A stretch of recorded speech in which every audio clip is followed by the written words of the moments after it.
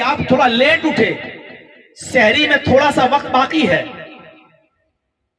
आंख लग गई नहीं उठ पाए, उठे तो सहरी का टाइम खत्म होने वाला है, अभी हुआ नहीं है, फौरन बैठ जाओ सहरी करने के लिए। सहरी करने में 2-3 लुकमा आपने खाया और फौरन सहरी का टाइम खत्म हो गया, मस्जिद से आवाज आई सहरी का टाइम खत्म हो चुका है या अजान की आवाज आई, तब छोड़ो नहीं, आप उतना खा लो जितने में आप समझ सको कि मैं दिन भर भूखा और प्यासा रह सकता हूं, इतनी परमिशन है शरीयत के अंदर, इतनी इजाजत है। ये छोटे छोटे मसलों की मसलहत जब समझते हैं हम ना, तब पता चलता है कि क्या होता है। क्यों नमाज पढ़ने वाले के सामने से गुजरने को इतना बड़ा गुनाह बताया?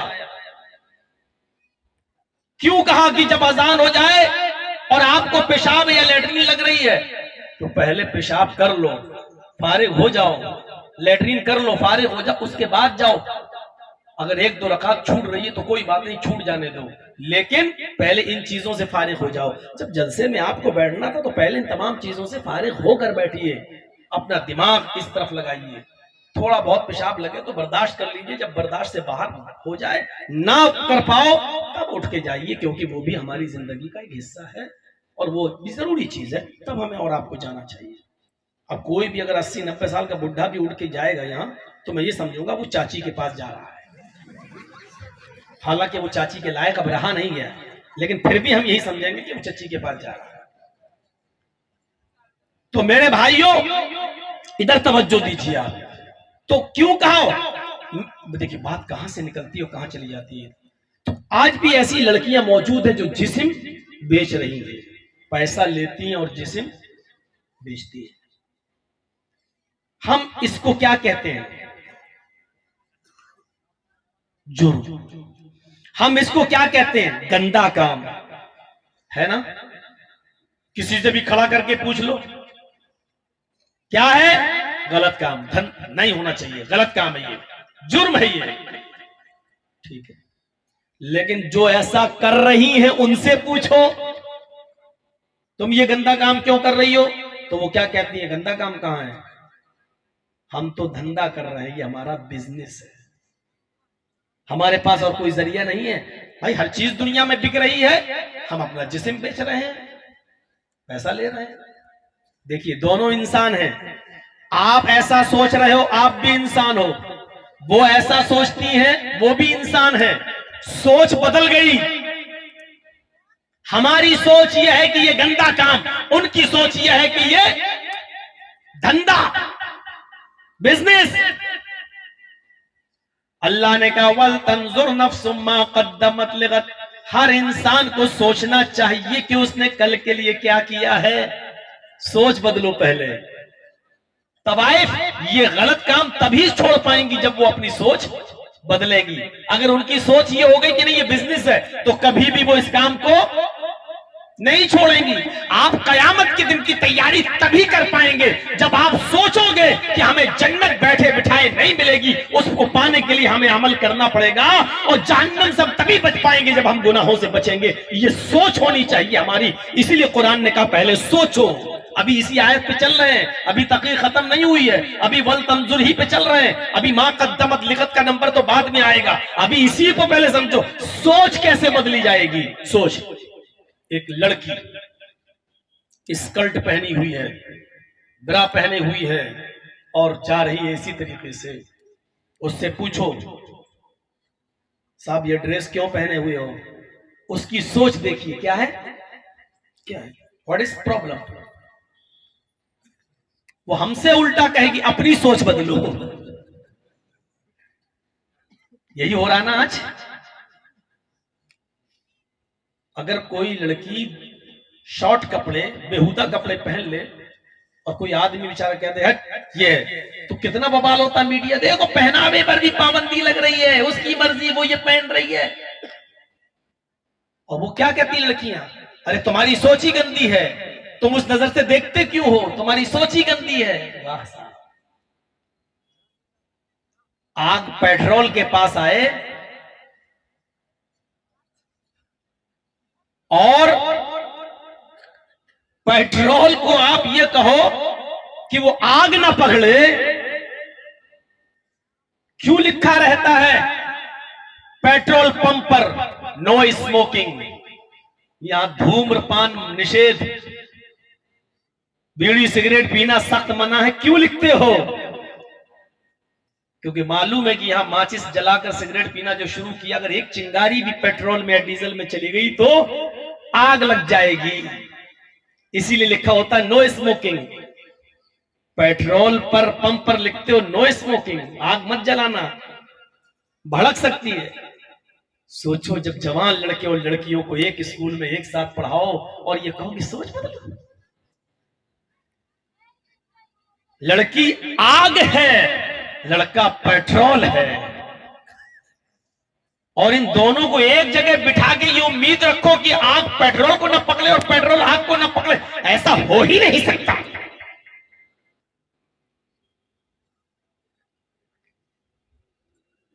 तो हमको सोच बदलने की जरूरत है या तुम्हें सोच बदलने की जरूरत है?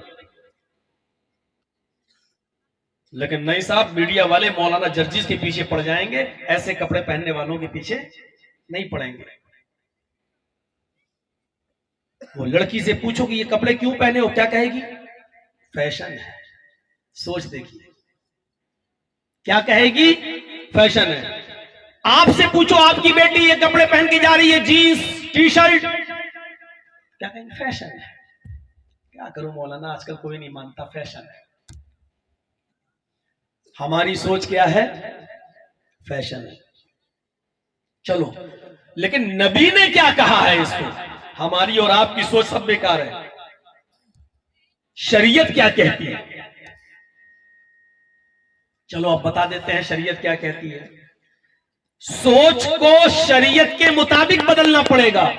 माफ कीजिए, बहुत ही क्षमा मांगते हुए मौजरत के साथ कह देता हूं, शरीयत को नहीं बदला जा सकता है। हमें अपने आप को बदलना होगा, शरीयत नहीं बदली जाएगी। कुछ सालों पहले एक यूनिवर्सिटी में मेरा प्रोग्राम चल रहा था, प्रोग्राम जामिया मिल्लिया में दिल्ली में। तो वहां लड़के लड़कियां एक साथ बैठे हुए थे। तो मैंने, मना तो नहीं कर पाऊंगा, आजकल फैशन ऐसा है, तो मैंने ये कहा कि ऐसा करो कि लड़के एक तरफ हो जाए, लड़कियां एक तरफ हो जाए, एक साथ ना बैठे। बहरहाल वो हमारी बात मान ली गई और अलग अलग हो गए, लेकिन पर्दा नहीं था। हमने अपनी बात कह दी तो एक सब, लेकिन वहां जो फंक्शन था, अर्ली फंक्शन, उसमें एक लड़की ने आकर स्पीच दी। वो अल्लाह बेहतर जाने कौन थी, खैर मुसलमान तो नहीं थी, लेकिन वो थी बड़े गरम हॉट कपड़े पहने हुए, जीन्स वीन्स टाइट वाइट, और उसने बड़े अजीब तरीके से स्टाइल में तकीर करते हुए स्पीच देते हुए 5 मिनट में उसने हमारे ऊपर जूते मारे, बहुत ज्यादा। स्पीच में इशारा में आजकल ये रूढ़िवादी सोच है, ऐसी सोच है, लड़के और लड़कियों को एक साथ बिठाने पे ऐसा होता है। जमाना बहुत तेजी के साथ आगे बढ़ रहा है। पहले 4 महीने में आदमी सऊदी अरब पहुंचता था, घोड़े और ऊंट पे बैठ के, पानी के जहाज पे सफर करता हुआ तो 20 दिन में जाता था, आज 4 घंटे में पहुंच जाता है।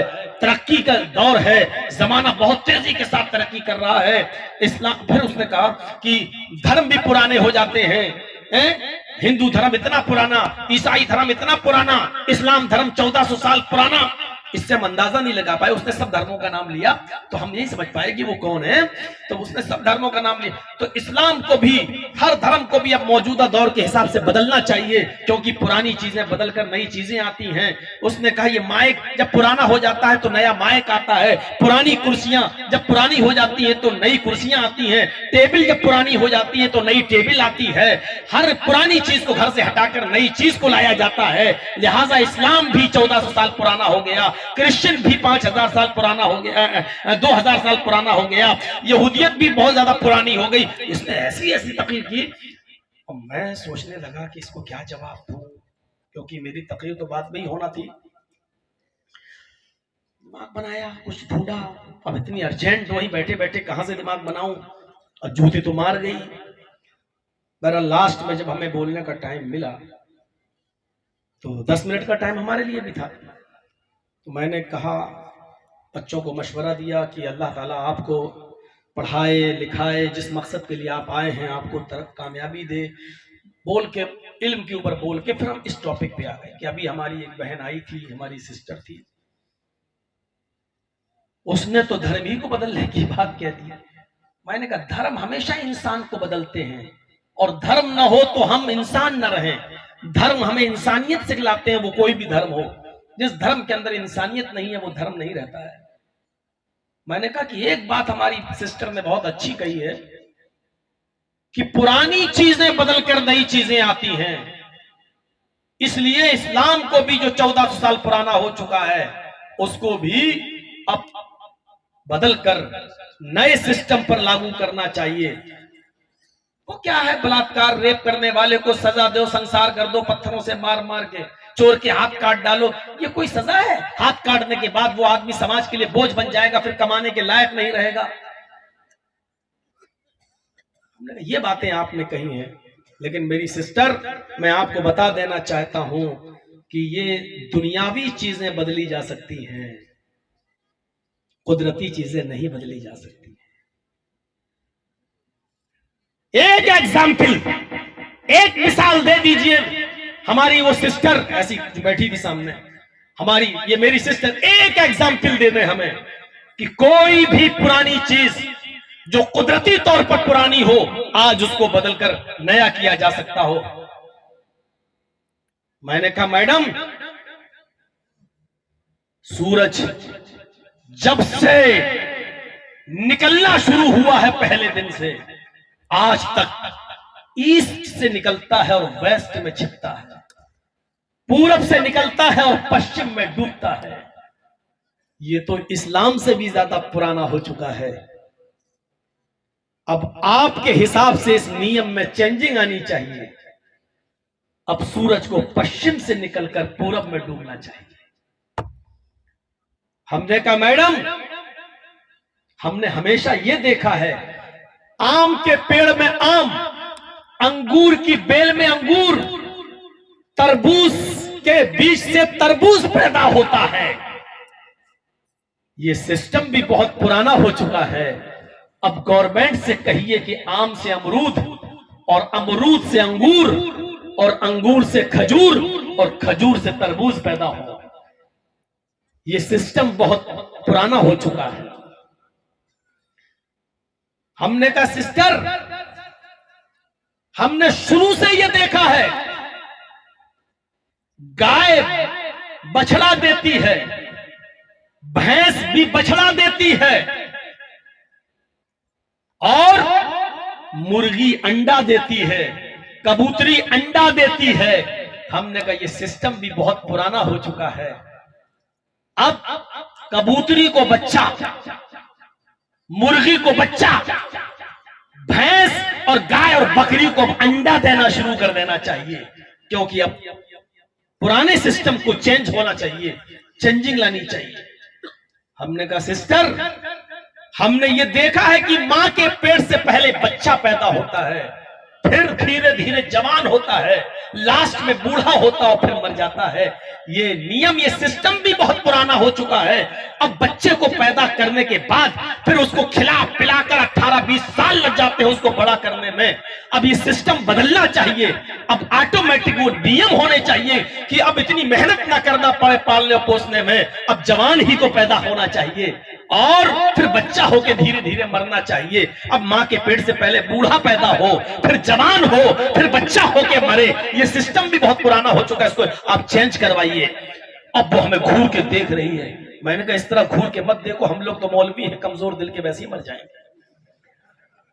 ऐसे घूर के मत देखो सिस्टर, मैं बार बार बोल रहा हूं सिस्टर, इस नियम को आप बदलना चाहिए। अच्छा छोड़िए सिस्टर, इस सारे नियम को आप नहीं बदल सकती हैं क्योंकि ये आपके बस की बात नहीं है। चलिए अपने टीचर से कहिए, चलिए अपने टीचर से कहिए, सिस्टर बताइए 2+2 कितना होता है? आप बताइए। उसी से मैंने पूछा कितना होता है, कहते 2+2 4। हमने कहा 2-2 4 और 4-4 8।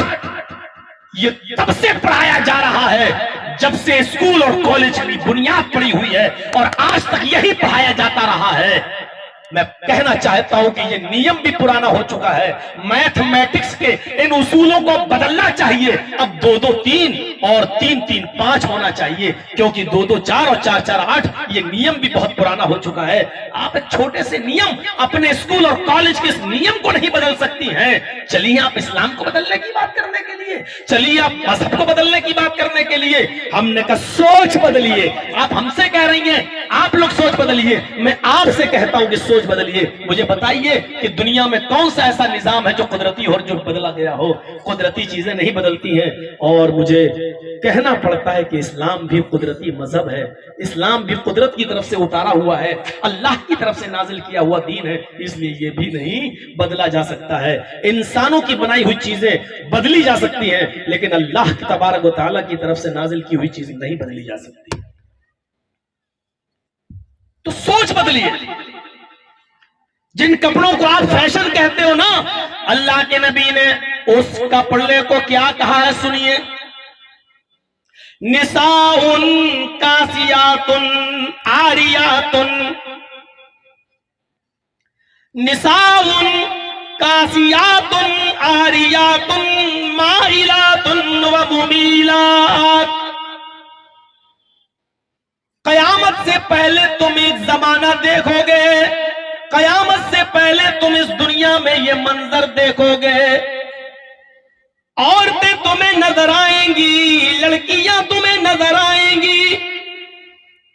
कासियातुन कहने को वो कपड़े पहने हुए होंगी, बराए नाम उनके जिस्म पर कपड़े होंगे, कहने के लिए तो वो कुछ ना कुछ पहने होंगे। आरियातुन लेकिन कपड़ा पहनने के बावजूद वो नंगी होंगी, कपड़ा पहनने के बावजूद वो बरहना होंगी। जो कपड़े वो पहने हुए होंगी वो कहलवाने को कपड़े पहने होंगी, लेकिन हकीकत में वो कपड़े नहीं होंगे। कपड़ा पहनने के बावजूद वो नंगी कहलाई जाएंगी। जिसको हम फैशन कह रहे हैं, मोहम्मद रसूलुल्लाह उस फैशन को नंगापन, उड़िया, न्यूट कह रहे हैं कि वो बज़ाहिर तो कपड़ा पहने हुए होंगी लेकिन कपड़ा नहीं होगा, वो नंगी होंगी, बरहना होंगी। माइलातुन व मुमीलात, इतना मेकअप करके निकलेंगी, इतना क्रीम पाउडर परफ्यूम लगाकर वो घरों से बाहर जाएंगी कि उनको देखते ही लड़कों के दिल फिसलने लगेंगे, उनकी तरफ माइल होने लगेंगे और वो भी लड़कों की तरफ झुकने लगेंगी। यानी इश्क और मुआशिका होगा, यानी ये चीज आम हो जाएगी। लड़के उनकी तरफ मरेंगे और वो लड़कों की तरफ, लड़के उनकी तरफ झुकेंगे, वो लड़कों की तरफ। जब ये जमाना तुम अपनी आंखों से देख लो, जब ये फैशनेबल कपड़े जब तुम अपनी आंखों से देख लो, जब ये जीन्स, ये स्कर्ट, ये पेलर, ये लेगी, ये सारे कपड़े जब पहनकर लड़कियां घर से बाहर निकलने लगे, जवान बेटियां घर से बाहर निकलने लगे, 10 साल से बड़ी लड़की जवान मानी जाएगी, 10 साल से बड़ी लड़की बालिग मानी जाएगी, 10 साल से बड़ी लड़की के ऊपर पर्दा, नकाब, हिजाब, चादर, ये सब चीजें जरूरी हो जाएंगी। 10 साल से नीचे तो चलेगा, लेकिन 10 साल के बाद गुंजाइश नहीं है। इस्लाम के हकाम 10 साल के ऊपर लागू होने लगते हैं। फरमाया जब तुम्हारा बेटा 7 साल का हो तो नमाज का हुक्म दो, कभी पढ़ेगा कभी छोड़ेगा। जब 10 साल का हो और नमाज न पढ़े तो मार मार के ले जाओ, पीटो। यानी 10 साल के बाद इबादत, नमाज और रोजा ये सब उसके ऊपर फर्ज हो जाता है, तो लड़कियों पर 10 साल के बाद पर्दा भी फर्ज हो जाएगा। इसलिए फरमाया कि सुनो, ये सारी चीजें तुम्हारे ऊपर जरूरी है। लेकिन जब ये लड़कियां ऐसे कपड़े पहनकर निकलने लगे, फैशन करके निकलने लगे, ला यदखुलन्नल जन्नत वला यजिदन्न रिहाहा, ऐसी औरतों को कभी भी जन्नत में दाखिल नहीं किया जाएगा। ला यदखुलना भी पढ़ा कुछ लोगों ने, वो जन्नत में नहीं जाएंगी, और अक्सर ने पढ़ा ला यदखुलन्नल जन्नत, हरगिज जन्नत में दाखिल नहीं होंगी। हरगिज का मतलब होंगी ही नहीं, नहीं जाएंगी जन्नत में। और जन्नत तो बहुत दूर की बात है, जन्नत बहुत दूर की बात। वला यजिदन्न रीहा, जन्नत की खुशबू भी नहीं मिलेगी। जन्नत की खुशबू, जन्नत के गेट के बाहर एक घोड़ा खड़ा करो और उस घोड़े पर बैठ जाओ और उस घोड़े पर बैठकर सफर करो, दौड़ाओ, 70 साल तक कंटिन्यू, बगैर रुके हुए, बगैर खाए पिए, 70 साल तक उसको दौड़ाते रहो। 70 साल के बाद वो जहां पहुंचेगा, 70 साल के बाद वो जहां पहुंचेगा, जन्नत की खुशबू वहां तक आ रही होगी। अब अल्लाह के नबी कहते हैं कि ऐसी औरतें जन्नत की खुशबू भी नहीं पाएंगी, यानी उनको जन्नत से इतना दूर कर दिया जाएगा कि उनके और उनके जन्नत के जाने में, जन्नत के दरमियान 70 साल का फासला हो।